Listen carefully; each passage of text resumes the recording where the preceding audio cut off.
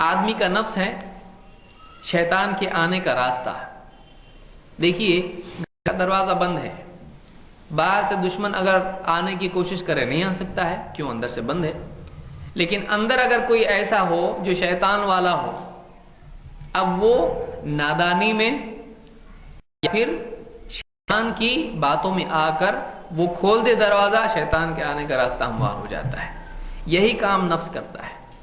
شیطان اندر آنے کے لیے، انسان کو نقصان پہنچانے کے لیے، گمراہ کرنے کے لیے سہارا لیتا ہے نفس کا. نفس کو ورغلاتا ہے. نفس کے اندر لذت اور راحت کی جو طلب ہے، اس طلب کا استعمال کرتے ہوئے اس کو بڑے بڑے خواب دکھاتا ہے، اس کو امیدیں دلاتا ہے، اس کو تمنائیں دلاتا ہے. نفس کی کمزوریوں کا فائدہ اٹھاتے ہوئے دنیا کو اس کے سامنے خوبصورت بنا کر، حرام چیزوں کو خوبصورت بنا کر اس کے سامنے پیش کرتا ہے، نیکیوں کو اس کے سامنے بوجھ بنا کر پیش کرتا ہے. لہذا نفس ایک چھوٹے بچے کی طرح ضد باز ہوتا ہے. لہذا نفس کیا کرتا ہے؟ انسان کو مجبور کرتا ہے کہ وہ گناہوں میں پڑ جائے، وہ غلط کام کر بیٹھے. تو نفس انسان کے اندر ہے، شیطان باہر ہے. باہر سے شیطان انسان کے نفس کو ورغلا کر اس سے وہ کام کرواتا ہے جو اس نے نہیں کرنا ہے.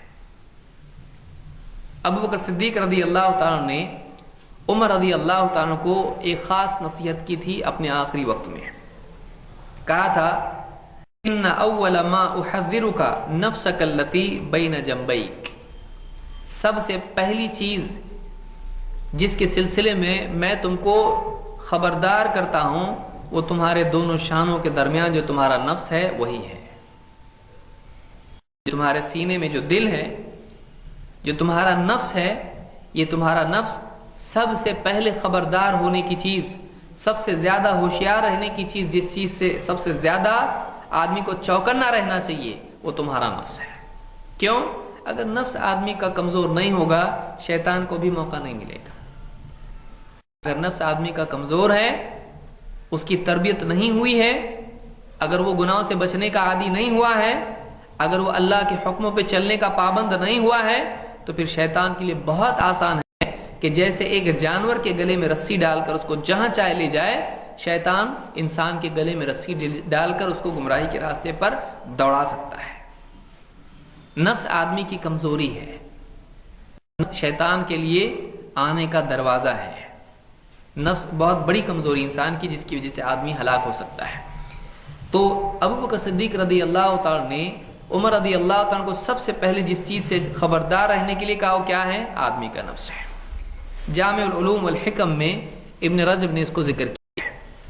اسی لیے اللہ کے نبی صلی اللہ علیہ وسلم فرماتے ہیں، امام البخاری نے ایک حدیث میں اس کو ذکر کیا ہے کہ حجبت النار بالشہوات وحجبت الجنت بالمکارہ. دو چیزیں ہیں. آپ فرماتے ہیں کہ جہنم کو ایسی چیزوں نے ڈھانپ رکھا ہے جو شہوتوں والی ہے، یعنی جہنم شہوتوں سے ڈھکی چھپی ہے. اور اسی طرح سے آپ نے فرمایا وحجبت الجنت بالمکارہ، جنت ایسی چیزوں سے چھپی ہوئی یا ان پر پردہ ہے ایسی چیزوں کا جو بہت ہی کراہت والی ہے.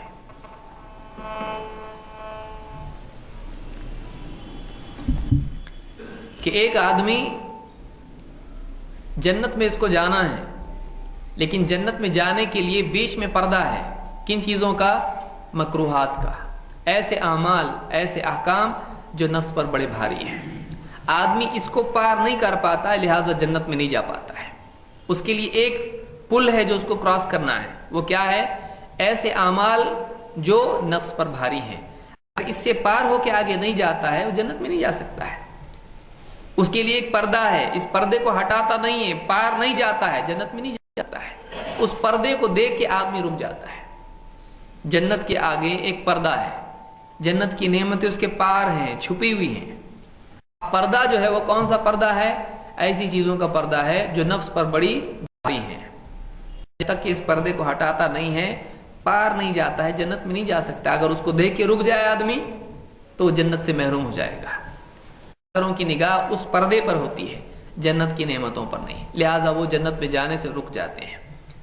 اور ایک آدمی جہنم ہے، جہنم کے اوپر ایک پردہ ہے. کیسی چیزوں کا ہے؟ جو آدمی کو بڑی مرغوب ہیں.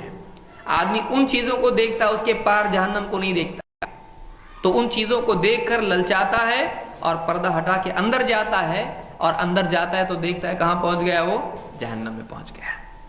کتنی عمدہ مثال اللہ کے نبی صلی اللہ علیہ وسلم نے دی ہے. آپ نے فرمایا جہنم شہوتوں سے ڈھکی ہوئی ہے، اور جنت مکروہات سے، ایسے اعمال جو اس پر بڑے بھاری ہیں. تو یہ نفس بھی انسان کا گناہوں کی طرف اس کو لے جاتا ہے اور اللہ کے حکموں سے انسان کو روکتا ہے.